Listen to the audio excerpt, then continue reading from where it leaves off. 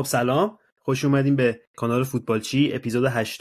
طبق معمول دم اونایی که اپیزودهای قبلی رو دیدن لایک کردن، سابسکرایب کردن، دمتون گرم. خیلی به ما حال میدید با لایک و سابسکرایبتون. از اپیزود قبلی، اپیزود 7 رفتیم سراغ جام ملت‌ها، یه نگاهی انداختیم قبل از شروع بازی‌ها به ترکیب تیم ملی، به ترکیب بقیه تیم‌ها. از این اپیزود هم که دیگه بازی‌ها شروع شده، پریروز، حالا بستگی داره که این اپیزود کی بیاد، دیروز یا پریروز، ایران بازی‌ها شروع شد. اولین بازی فلسطین 4 فلسطین رو برد. دیگه از این اپیزود میریم یه نگاهی میندازیم به بازی که هفته اول اتفاق افتاد. 90% رو میدیم به ایران فلسطین، 10% هم که میریم ببینیم توی بقیه بازی‌ها چه اتفاقی افتاد.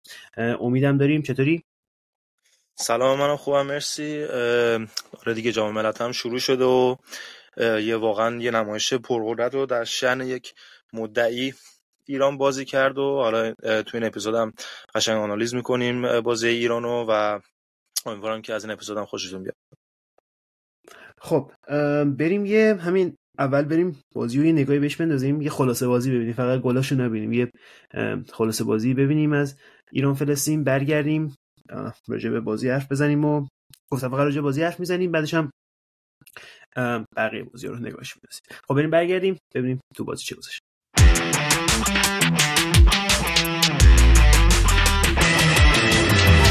هجومی است در مقابل فلسطین. حمله اول واسه ماست، ارسال در دهانی دروازه، فرصت داره ایران، میری واسه سود زد، های صفی رد شد، قدوس ارسالی دروازه، فرصت داره ایران، تکلی بلند محمد رشید، بار دیگه واسم جهان بخش، یه پای چپ واسه عالی برای بازیکن‌های خوب تیم ملی ما. الان می‌بینیم ارسال بلند روی دروازه ایران، ضربه سر سعید عزت الله رو به پاس عالی داخل محوطه تیم ملی فلسطین، میریم واسه گل بعدی، فرصت داره ایران، فرصت داره ایران. خب بازی رو دیدیم، بازی شروع خوبی بود دیگه، 4-1 جلوی فلسطین.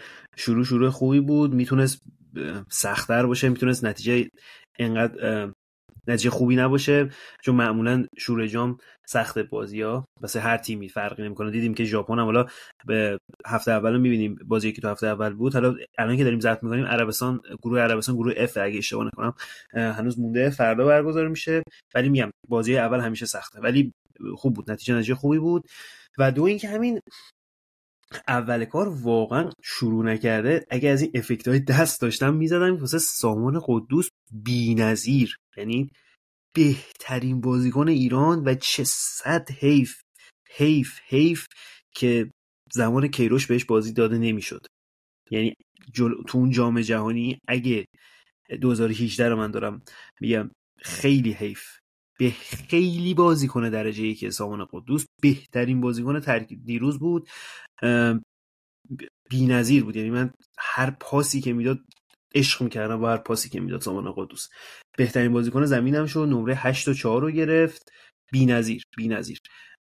من همین فقط می‌خواستم همین رو بگم و دیگه میریم ببینیم امید چی بود، بازی چطور بود.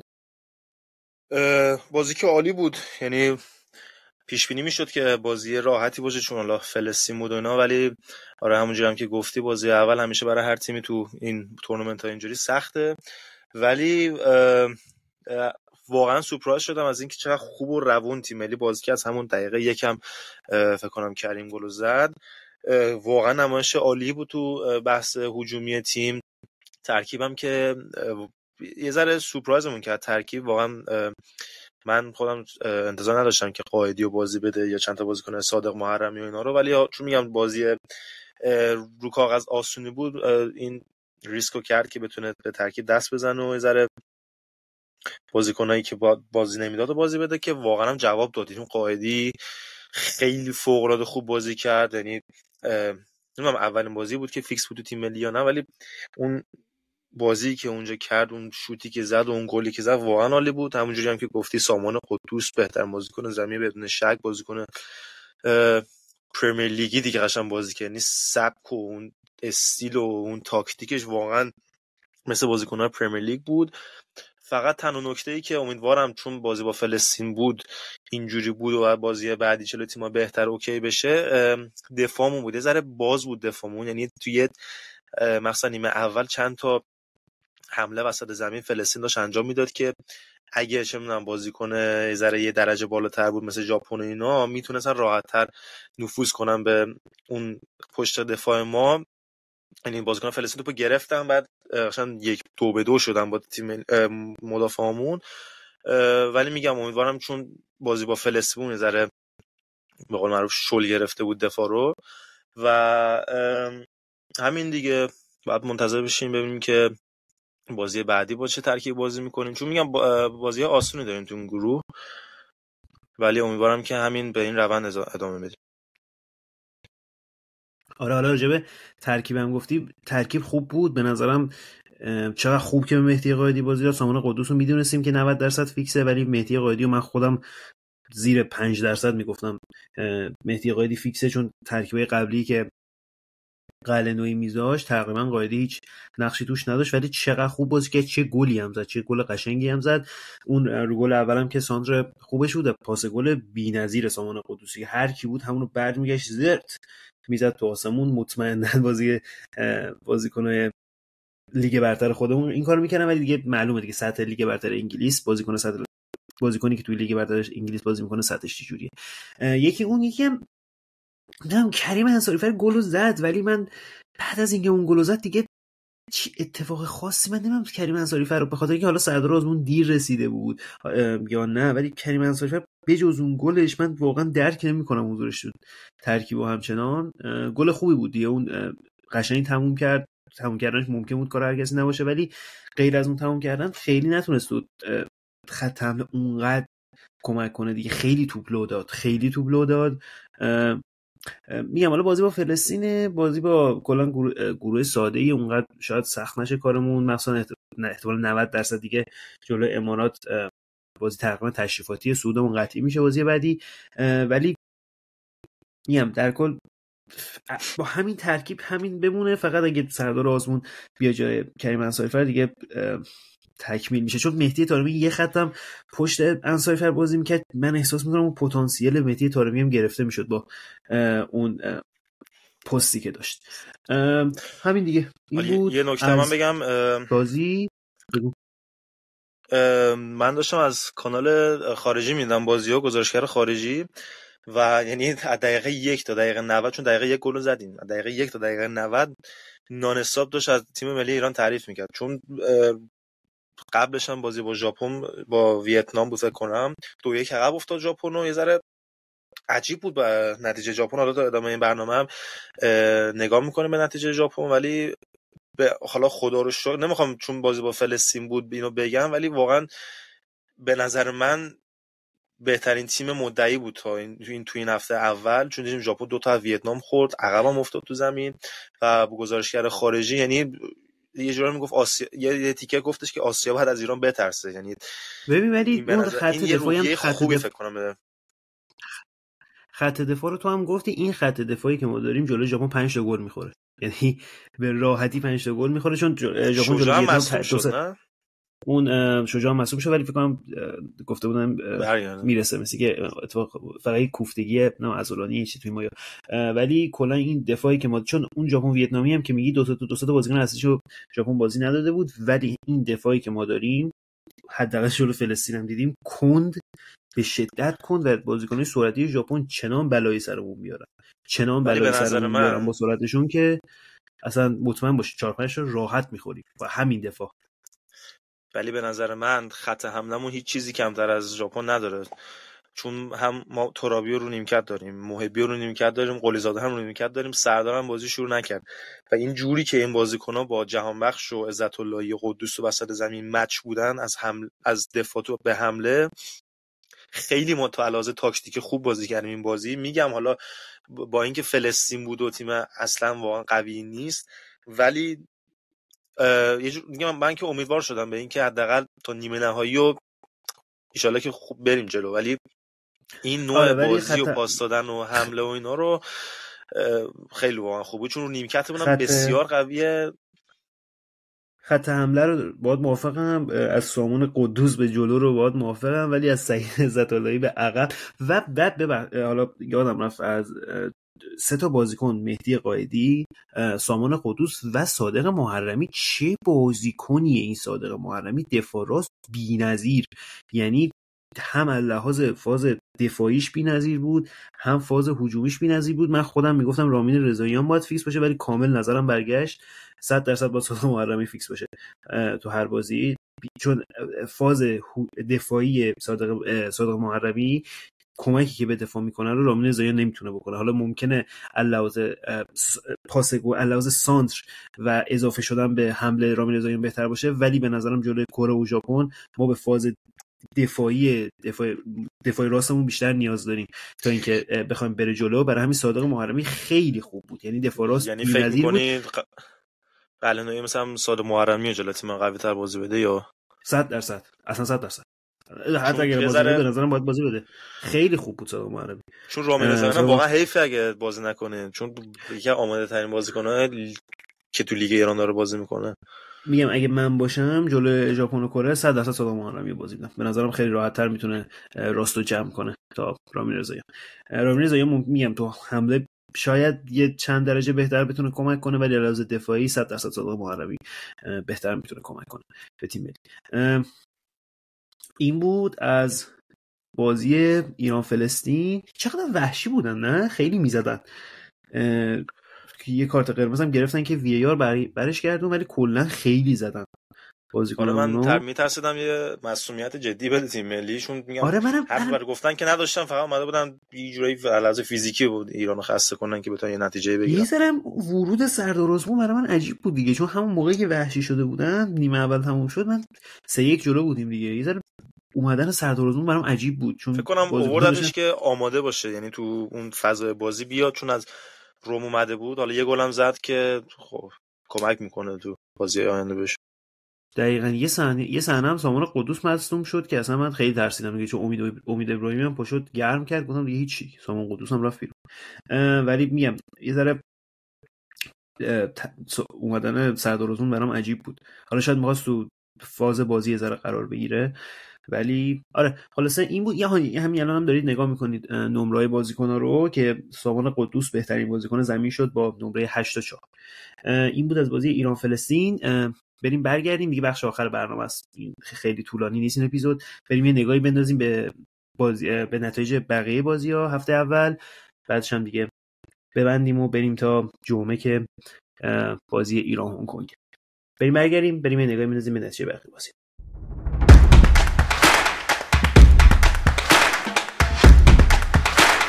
خب از گروه A شروع کنیم. افتتاحیه بازی‌ها قطر 3-0 تونست لبنان رو ببره. قطری که من بازی دیدم، ببین اون قطر خوب سری قبل مسابقات نیست، ولی لبنان هم اونقدر خوبی نبود دیگه. ولی میگم بعد بازی نکرد، یعنی نمیدونم نظرم راجع به قطر اونقدر نظر این نیست، ولی میگم تیم بدی نبود قطر. میتونه یه شانس ریزی داشته باشه، ولی اونقدر تیم خوبی نبود. یعنی فکر نمی کنم از گروهش که میاد بالا، ولی بعید میدونم دیگه بیشتر از 1/16 ببینیم قطر. چین هم که با تاجیکستان تو همون گروه A 0-0 مساوی کرد.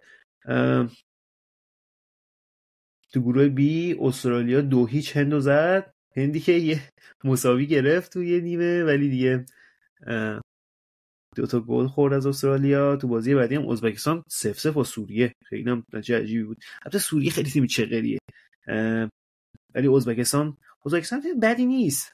ازبکستان تیم خوبیه، اونقدر دست و پا بسته نیست. گروه C که امارات که ایران ما توشیم، امارات 3-1 هنگ کنگ زد. امارات هم تیم خوبی بود، خوب بازی کرد جلو هنگ کنگ، و ایران هم که 4-1 فلسطین رو زد. گروه بعدی گروه دی ژاپن، توی بازی عجیب غریب. حالا امید بیشتر تو دیدی بازیو ژاپن ویتنامو؟ آره من یه دیدم، آره تا قبل اینکه ژاپن گل 4 رو بزنه میدم 2-1 عقب افتاد. حالا اشتباهات دروازه‌بانشون هم بود، 2 تا بازیکن اصلیشون هم نداشته بود تو ترکیب، ولی عجیب بود ژاپن با این ژاپنیش 2-1 ویتنام عقب بیفته.